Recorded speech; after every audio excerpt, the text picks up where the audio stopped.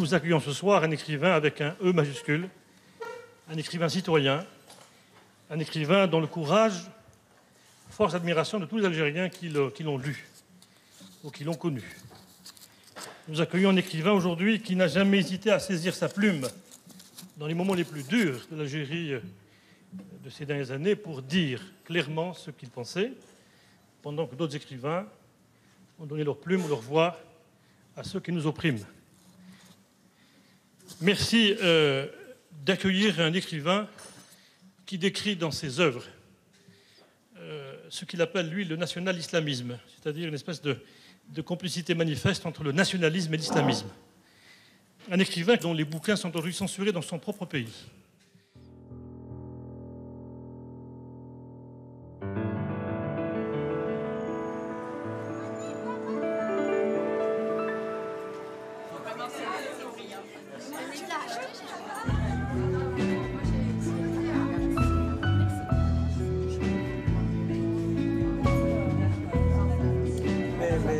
Mes grands-parents viennent du Rif.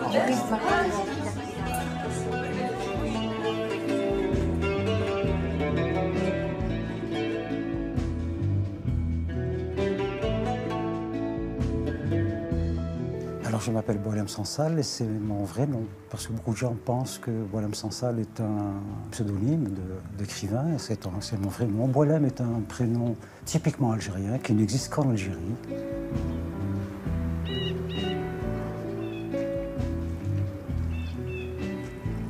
Chaque fois que je pense à mon enfance, je suis dans une situation de trouble parce que je ne sais pas si ma vie a commencé le jour de ma naissance ou si elle a commencé 6 ans après.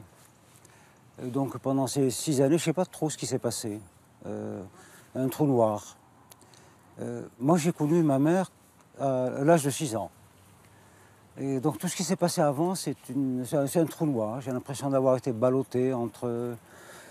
Bien que j'ai des souvenirs assez précis, mais j'ai l'impression d'avoir été ballotté entre les uns et les autres, dans un monde qui n'était pas le mien. Et puis à 6 ans, à l'âge de 6 ans, il y a une sorte de complot autour de nous. Et finalement, nous, quand je dis nous, moi et mes frères, on a retrouvé notre mère. C'était un rendez-vous secret, comme un rendez-vous d'amour. On nous a amenés dans une clairière où une femme en voile nous attendait. Et on nous a dit, c'est votre mère, voilà. Alors, on a été vers elle pendant longtemps, parce qu'on a toujours, on a rêvé de cette rencontre pendant longtemps, puis on a fini par l'oublier, puis... Alors, on a été vers elle, et je me souviens d'une certaine déception. Je ne sais pas pourquoi, mais j'imaginais que les mamans devaient être forcément vieilles. Et là, j'avais en face de moi une toute jeune fille de 22, 23 ans, qui était trop belle pour être une mère. Et plus tard, on a essayé de comprendre, de reconstituer pourquoi nous avions vécu toutes ces années séparés de notre mère. C'était pas normal. Et bon, petit à petit, on a reconstitué l'histoire. En fait, elle est banale comme tout. Mon père et ma mère ont fait un mariage qui n'était pas dans les normes de l'époque. Voilà. Maman est une fille de la ville, de Tiaret. Son père était un petit notable. C'était quelqu'un de très intégré dans la société française. Était chef de gare.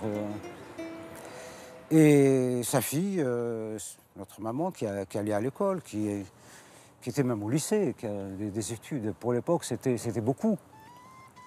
C'était amouraché d'un bouseux, de la campagne, très exactement ce que mes grands-parents détestaient le plus, quoi. C'est les gens de la campagne, très religieux, très arabisés. Et voilà, et ça a été le grand amour entre cet homme, mon futur père et ma mère, des amours cachés. Et du côté de mon père, pareil, ils ne pouvaient pas accepter que leur fille se marie avec une fille de la ville, comme on disait à l'époque, une tornia, c'est-à-dire une proche des Français, donc presque une convertie. En quittant notre grand-mère de la campagne traditionnaliste et en venant habiter à Tiaret chez mes grands-parents, ça a été un choc terrible. On sortait de la campagne traditionnelle, très musulmane et très campée sur ces traditions, et des tabous, sur ces extrêmement rigides. On se retrouve du jour au lendemain dans une ville très cosmopolite, où toutes les races cohabitaient, des juifs, des chrétiens, des noirs, fonctionnant sur des relations très libres.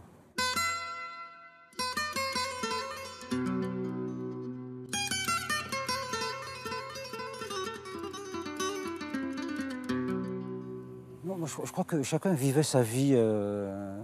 Les Pieds Noirs avaient leur façon de vivre et les Algériens avaient la leur. Les Juifs avaient la leur et les Français de France avaient la leur. C'est vrai que ceux qui donnaient le plus l'image du bonheur et tout ça, c'est les Pieds Noirs. Ils sont exubérants, ils sont tout le temps à rire, à rigoler. C'était leur façon de vivre. Tu as fini de travailler, tu rentres à la maison? Mais non, j'ai pas fini de travailler, mais on dirait qu'il y a que moi qui travaille ici. Juanito, viens, on va voir la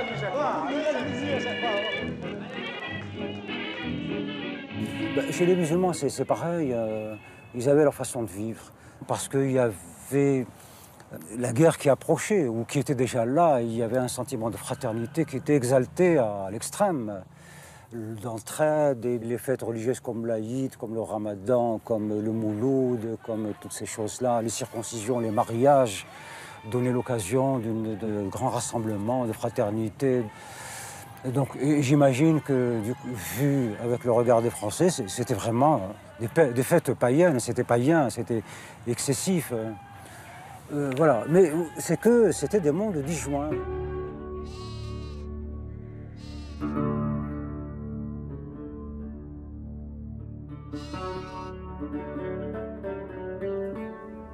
Pour les gens, pour les petites gens, l'histoire a été trop vite. Ils n'ont pas eu le temps, des deux côtés, aussi bien du côté musulman que du côté pieds noirs. L'histoire était beaucoup trop vite pour eux. Ils n'arrivaient pas à suivre. Et quand les peuples n'arrivent pas à suivre, ils ont tendance à se s'arc-bouter sur ce qu'ils ont, le peu qu'ils ont, ou les quelques idées qu'ils ont, les quelques vérités, certitudes qu'ils ont, ils s'arc-boutent là-dessus. À un moment donné, des deux côtés, il y a des gens qui craignaient plus que tout que les musulmans et les pieds noirs, finalement, arrivent à dépasser la crise et à créer une situation on va dire, d'alerte pour repousser les belligérants en disant on arrête, on va trouver une solution. Et tous ces gens-là ont été pris de court. 30 attentats frappent l'Algérie en ce 1er novembre 1954. C'est la Toussaint Rouge. Bilan 7 morts, dont Guy Monroe, un instituteur de 24 ans. C'est le début d'une guerre qui ne dit pas encore son nom. Les premières années après le déclenchement des premiers attentats, donc après le 54, là, pendant quelques années, nous avons vécu dans la rumeur. Voilà. Il paraît que. Alors c'était des conciliabules, des choses que l'on disait comme ça, en baissant le ton, entre familiers. On disait il paraît que. Qualifier les choses était extrêmement difficile. Certains avaient une vision magique de la chose, de ces rumeurs. C'était, je sais pas, des héros sortis de je ne sais où. On parlait des moudjahidines comme on parlait des apôtres du prophète.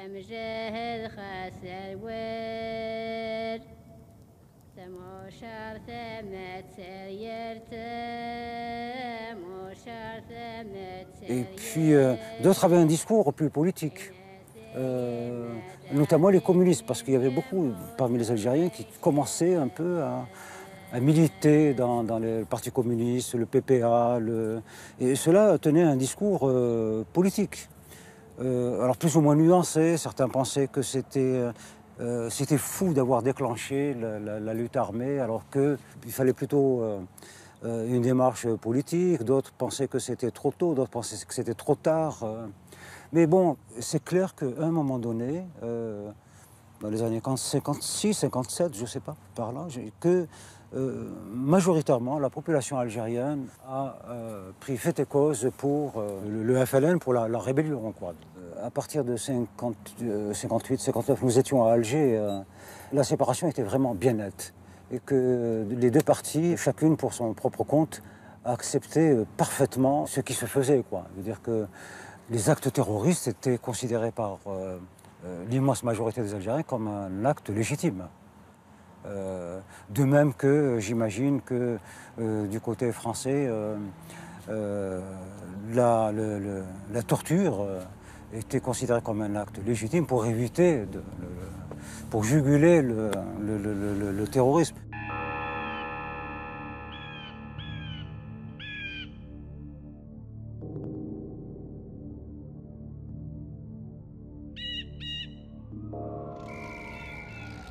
Et puis la guerre se rapprochait. Donc, on a aussi assisté à des attentats, aussi, des bombes, et puis il y a eu les événements. Donc la bataille d'Alger, on a vu Alger débarquer, les parachutistes.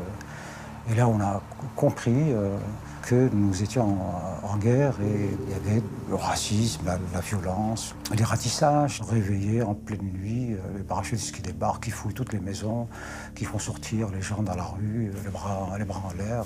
En tout cas, la bataille d'Alger nous avait rattrapés et nous a mis du côté des nôtres, quoi. Ma mère prenait beaucoup de risques. Je crois aussi qu'à un moment donné, elle a été soupçonnée de voler des médicaments à l'hôpital pour alimenter les maquis en médicaments, en instruments chirurgicaux, tout ça. Bon. Et donc, voilà, j'ai découvert que les femmes pouvaient aussi être des guerriers, quoi, des guerrières. La vie, pour moi, au lycée, est devenue extraordinairement difficile. Et un jour, je me souviens, je suis rentré en pleurant. Je devais être dans un état lamentable. Ma mère me pose la question et je lui ai dit que le surveillant général m'avait fouillé à l'entrée du lycée. Ça ne s'était jamais produit. Il y avait des attentats, il y avait des rafles, des trucs. On pouvait être raflé même à cet âge-là. On pouvait être raflé. Pour ma mère, ça devenait extrêmement difficile. Donc on fuit vers le sud et on s'est terré là-bas pendant 2 bonnes années. Puis un jour, des dires ont commencé à circuler où on parlait de l'imminence de l'indépendance. Sur l'avènement d'une Algérie indépendante, coopérant étroitement avec nous. Il y avait de la fébrilité, il y avait de la joie, il y avait aussi de l'angoisse, parce que c'était peut-être des rumeurs. Nous étions aussi loin du monde.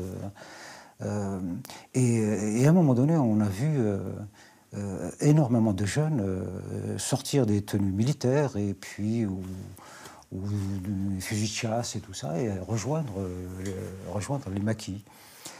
À l'époque, j'avais regardé ça comme étant quelque chose de naturel. Bon, les gens, ben voilà, l'indépendance arrive et donc il faut monter en masse, donner le coup de main. Mais ça, c'est plus tard que j'ai découvert.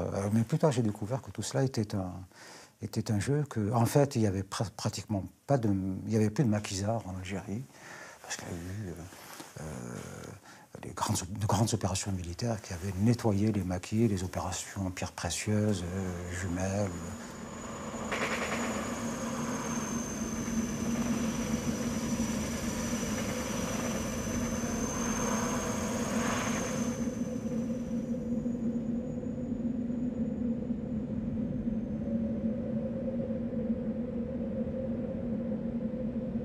Au début, on pensait que c'était une façon de renouveler les maquis, mais en fait, c'était des opportunistes qui, eux, étaient bien informés, qui savaient que l'indépendance était acquise et qui voulaient se faire une petite gloriole comme ça, à bon marché. Et voilà, et comme ça coïncidait avec le 19 mars, le cessez-le-feu et tout ça, ils étaient montés la veille et on les a appelés les Martiens, quoi. De mars, le mois de mars, et des milliers de gens. Et plus tard, on a découvert que ces gens-là, c'est vraiment la plaie de l'Algérie, quoi. C'est des opportunistes qui...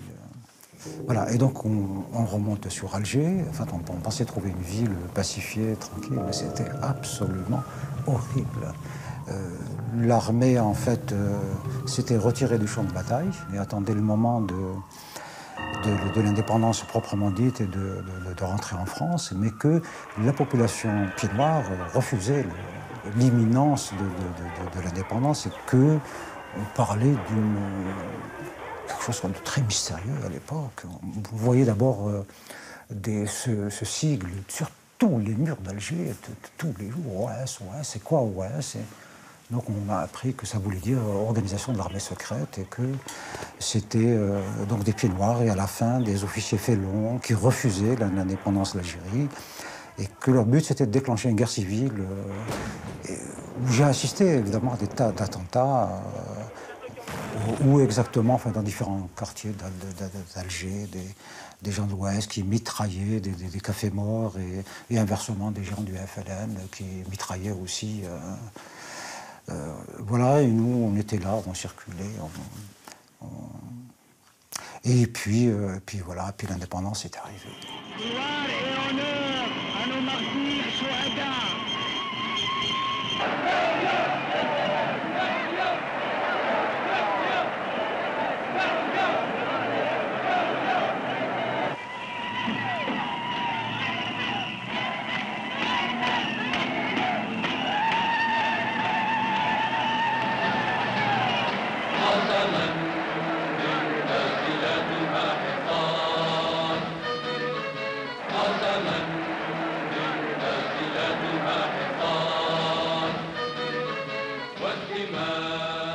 L'indépendance a été un grand moment de joie, de bonheur, d'excès dans tous les sens. Mais en même temps, très vite, la découverte de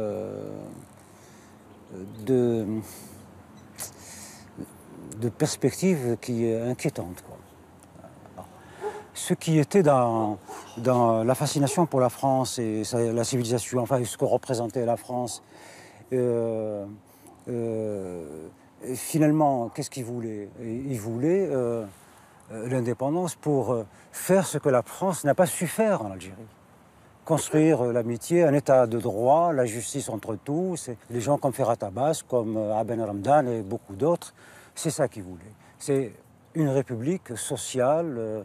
Il suffit de lire la proclamation du FLN pour comprendre ce que ces gens voulaient, c'était accomplir la mission que la France n'a pas accomplie alors qu'elle disait être la sienne. Œuvre de civilisation, Et puis il y avait une autre partie qui était sur une autre partie du mouvement nationaliste qui était sur un autre paradigme, c'est un paradigme religieux. Les religions ne peuvent pas cohabiter, on ne peut pas avoir deux religions. On est chrétien ou musulman, voilà. Et donc cela était dans une démarche exclusive, c'est-à-dire que non seulement il faut aller, l'indépendance n'est pas pour seulement la liberté, tout ça, c'est pour restaurer l'islam sur une terre d'islam et donc éradiquer le christianisme, la civilisation chrétienne jusque dans ses racines. En voyant ce qui se passait, donc le comportement des gens qui débarquaient des maquis, qui commençaient à s'accaparer les biens vacants, les trucs, enfin, c'était vraiment dans certaines régions tout ça, et c'était vraiment la razzia, quoi. C'est-à-dire que ce n'est plus une armée de libération qui a libéré un pays, qui entre en ville pour mettre en place l'indépendance et de nouvelles valeurs, mais c'était main basse sur la ville. Et ça a été vraiment terrible de voir, d'assister à cela. On imagine tous les abus, hein, c'est-à-dire que des gens qui fracturent des appartements, des villas, qui les occupent, qui chassent les gens qui étaient dedans, qui s'emparent des ateliers, des usines, une violence. Enfin, dans beaucoup de villes, dans beaucoup d'endroits, c'était des seigneurs de guerre qui s'appropriaient leur butin, quoi. D'abord, ça a désacralisé parce que les gens avaient une vision du moudjahid. C'était vraiment extraordinaire, notamment dans les milieux populaires et ruraux, où ils avaient une vision très prophétique du moudjahid. Du côté des pieds noirs, c'était une tristesse absolument effroyable. Je me souviens, avec les copains, on allait au port, sur la rambarde, on dominait le port d'en haut, et on voyait ces milliers de gens affolés avec leurs bagages, qui attendaient les bateaux.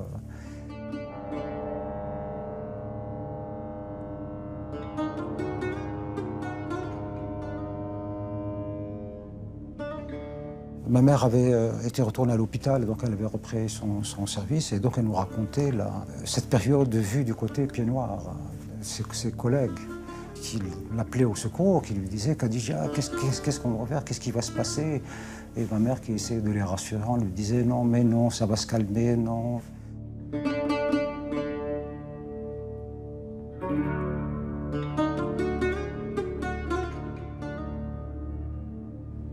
Alors pendant cette période-là, donc on a assisté à des choses extrêmement, tout à fait, on va dire, naturelles, d'un peuple qui se voit entrer dans l'indépendance et qui le fait de manière consciente. Et il y en avait, en tout cas c'était le cas de ma mère et de ses amis. Et puis il y avait les opportunistes, ces martiens en particulier, qui avaient besoin de quelques faits de guerre, de quelques preuves pour demain faire valoir je ne sais quel droit sur le pays. Et puis il y avait aussi des actes de vengeance naturelle. Je veux dire, il y a beaucoup d'Algériens qui ont été dénoncés par d'autres Algériens. Tout cela au même lieu, au même instant. Là, on avait des scènes extraordinairement héroïques et magnifiques et tout ça.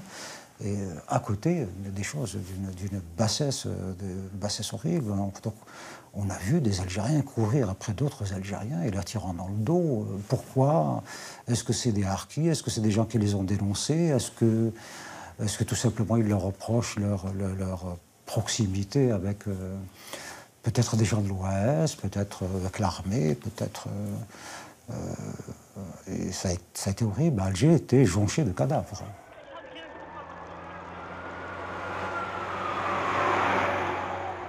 Peut-être les gens ressentaient-ils besoin d'aller jusqu'au bout de la violence pour exorciser quelque chose.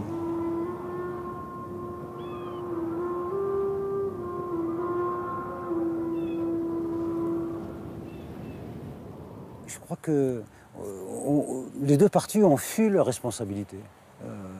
Les Algériens estimant qu'ils avaient été bafoués par les Français, que ce n'était pas à eux de faire le premier pas, et les Français qui estimaient que bon, les Algériens ont voulu leur indépendance, qu'ils se débrouillent. Donc on n'a plus rien à faire ensemble. Et le fait que les deux parties n'aient pas réussi à s'asseoir autour d'une table, discuter, de construire une nouvelle relation d'avenir, à amener l'Algérie à faire des choix qui... de mon point de vue, ont été des erreurs colossales. Alors il y en a deux qui...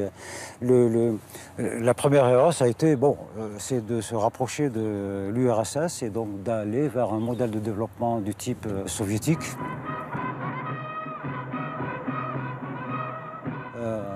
C'était une erreur que jusqu'à présent nous payons, parce qu'on a pendant 30 ans construit une économie bureaucratique, une usine à gaz incroyable que nous n'arrivons pas à défaire, à démolir, à démanteler pour reconstruire. Donc ça sur le plan économique et sur le plan idéologique, on s'est fourvoyé dans une démarche dont nous payons les conséquences aujourd'hui. Ça a été de nous aligner sur des directives assez ténébreuses venant d'Arabie, d'Égypte, je ne sais où, qui nous a menés vers l'arabisation, l'islamisation de la société, ou réislamisation, comme on disait à l'époque.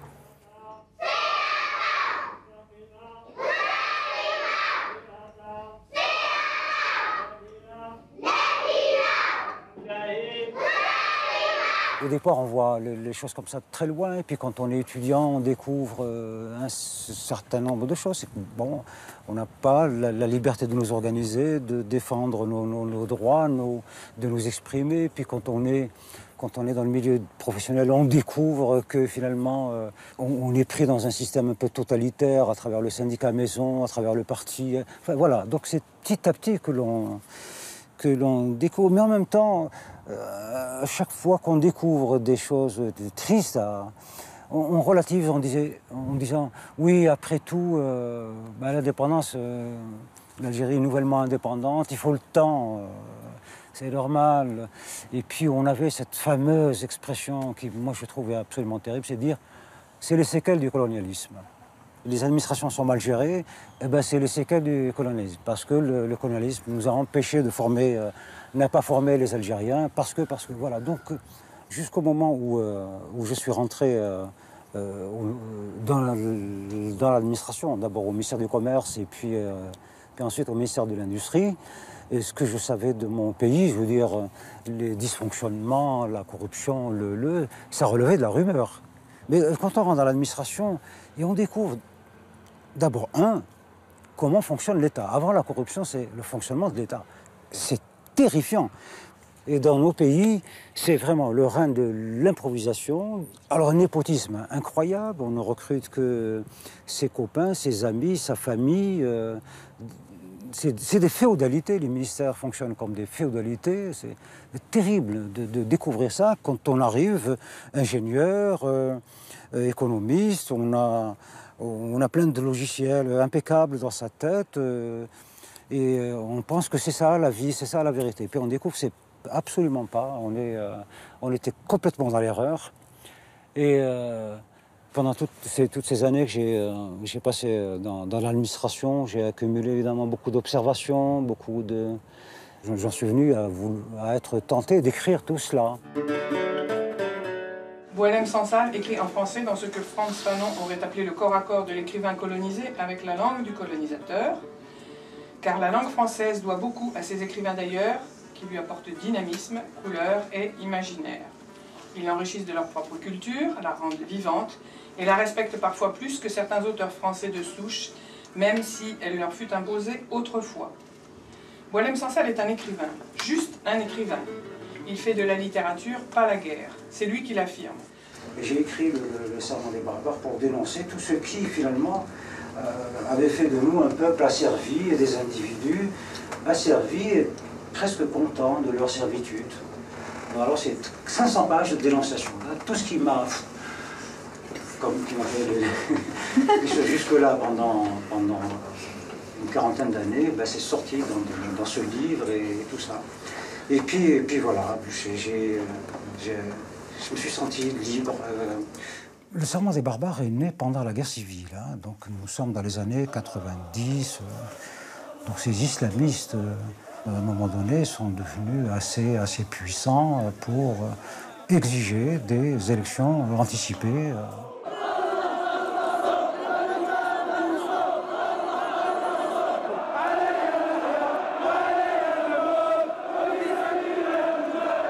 On connaît la suite, le pouvoir débordé.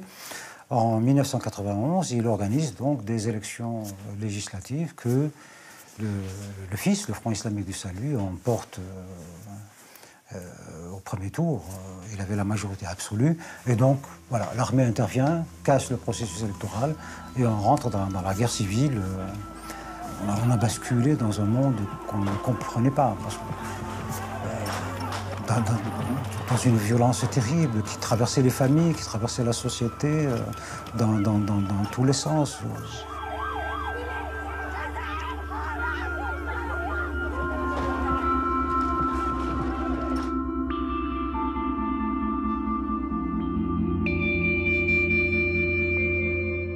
Mais au début, mes critiques et mes livres ont été très bien acceptés en Algérie, y compris par le régime.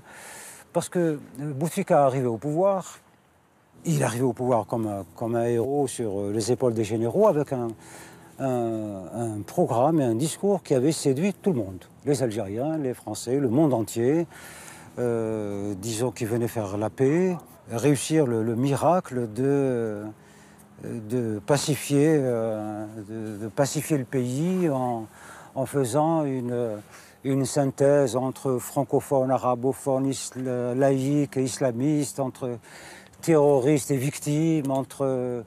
bref, le bonheur absolu pour tout le monde. C'est triste à dire. Le monde entier est très naïf. Tout le monde a cru à cela.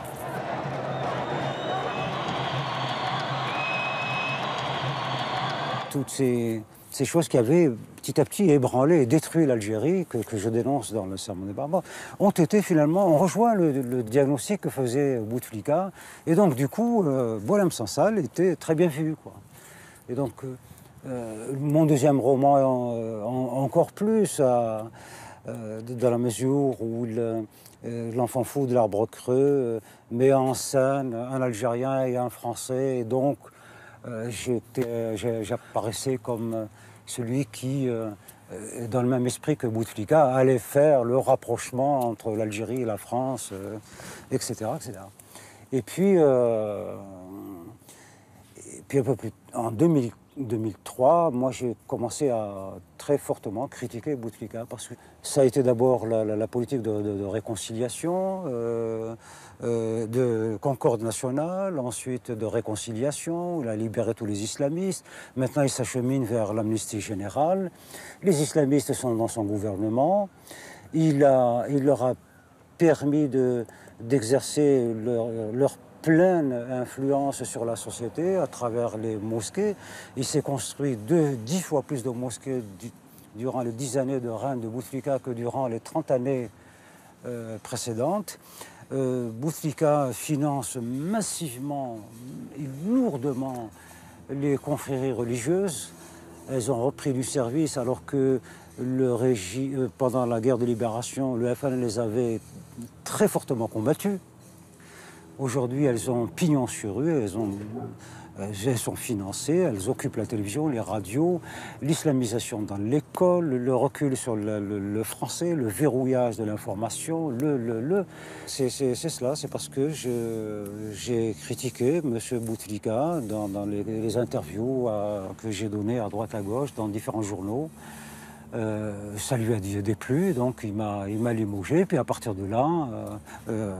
un système de propagande, enfin des relais se sont mis en place pour me critiquer dans tous les sens, les uns sur un plan purement littéraire, les autres m'accusant de ceci, de cela, d'être un agent du sionisme, un agent des services secrets français, un agent de l'OAS, que sais-je. Donc c'est une machine qui travaille, des universitaires, des journalistes, des...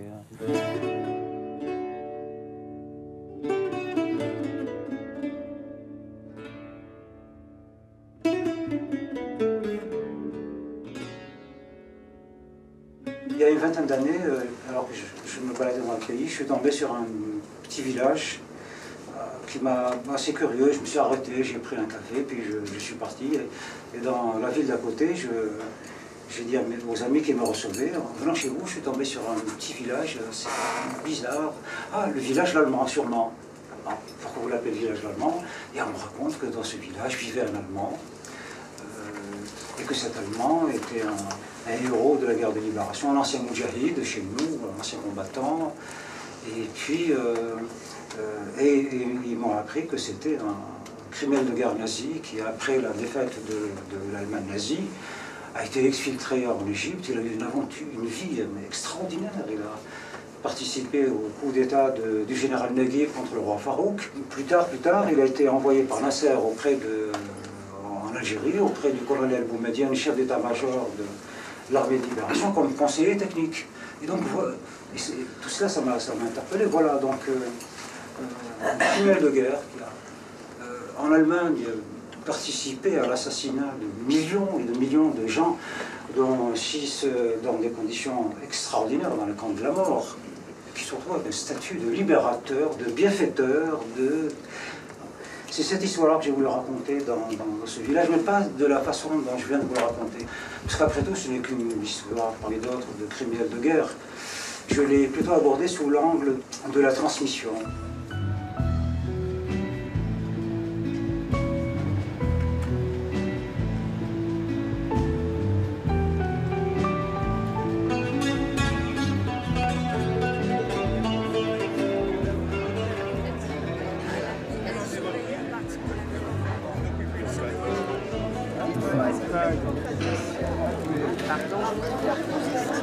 Merci bien. Et félicitations pour votre courage. Non, on est bon. C'est donc Emmanuel, je suis ça c'est Ulrich ou le... Ah, voilà, c'est...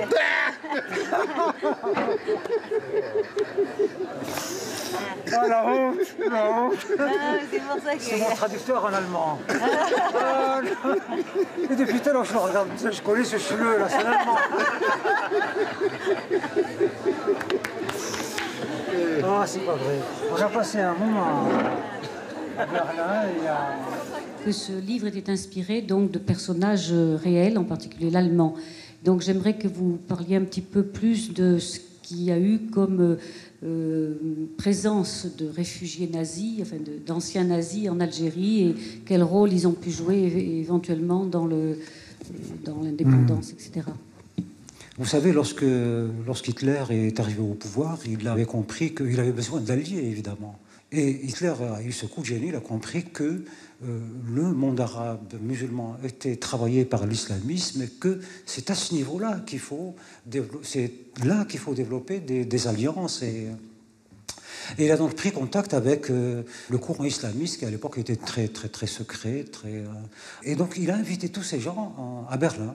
Et ils ont été reçus comme des chefs d'État. Et évidemment, il leur a pas tout dit, mais il leur a dit, voilà, vous nous soutenez dans notre combat, tout ça. Et puis, lorsque nous aurons vaincu les Français et les Anglais, ben, vous aurez votre indépendance et vous pourrez en ce moment développer l'islam que vous voulez. Voilà. Alors, le nazisme a disparu. À peu près, il reste des mouvements néo-nazis, un nazisme résiduel. Mais l'islamisme, lui, est resté. Quand je vois comment en Europe on discute de l'islamisme, le voile, la burqa, attendez, là c'est disproportionné. Les uns sont dans une démarche totalitaire, mais qui ne reculerait devant absolument rien, devant aucun crime, ne reculerait devant rien. Et à côté, on dit « Oh, et pour un truc, la burqa, le voile, le truc, faut-il... » Alors qu'on est dans une guerre mondiale. Monsieur Sansal, je voudrais vous demander si la façon dont vous parlez de l'islam ici en Europe n'est pas exagérée, parce que moi je trouve que c'est un petit peu, exagéré de votre part quand vous dites que l'islam ne cesse de monter et tout ça.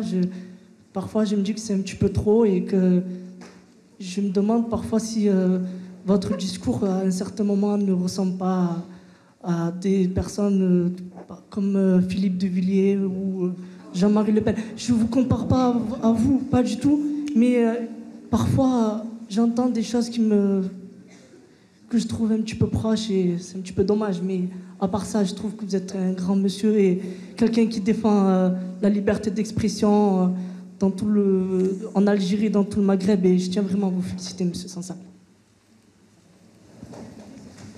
Merci bien.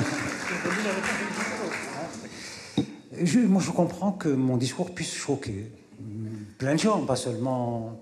Alors, je crois que moi, je suis musulman, pas pratiquant du tout, vous vous en doutez. Mais moi, quand je vois ma mère, qui est une musulmane, mais qui fait la prière, elle est morte l'année passée, d'une gentillesse, d'une douce... Moi, quand je la vois, j'ai le cœur qui est déchiré. Parce que elle ne demande rien, pas même à Dieu. Elle est là, elle fait sa prière, mais c'est tellement beau quand on voit l'islam de nos parents. Et là, dans les nouvelles générations de l'islam d'aujourd'hui, on ne peut plus rien dire. Ça devient horrible, mon cher ami, ça devient horrible. Et voilà. Non, mais d'autant que pour le jeune homme, d'autant que dans les romans de Sansal, il n'y a pas une seule critique de l'islam. De l'islam en tant que religion, il parle de l'islamisme, c'est-à-dire la politisation de l'islam, ce qui n'est pas du tout la même chose. Voilà, hein, il n'a aucun intérêt à critiquer l'islam. Il est musulman, sa mère est musulmane. Voilà. Donc, mais par rapport à l'islamisme, il est, mais alors, d'une radicalité exemplaire, parce qu'il faut effectivement, de ce point de vue, tenir un discours exemplaire. Mais dans toutes les interviews qu'il a données en France, il a toujours rappelé qu'il y a aujourd'hui, dans le monde, un courant de pensée réformateur de l'islam. Il cite beaucoup d'Arcon, il cite beaucoup d'auteurs qui travaillent sur l'islam, mais avec une vision moderne, pas une vision anti-musulmane, pas du tout. Une vision qui voudrait que les musulmans puissent relire le Coran et leur islam de façon courageuse, éclairée.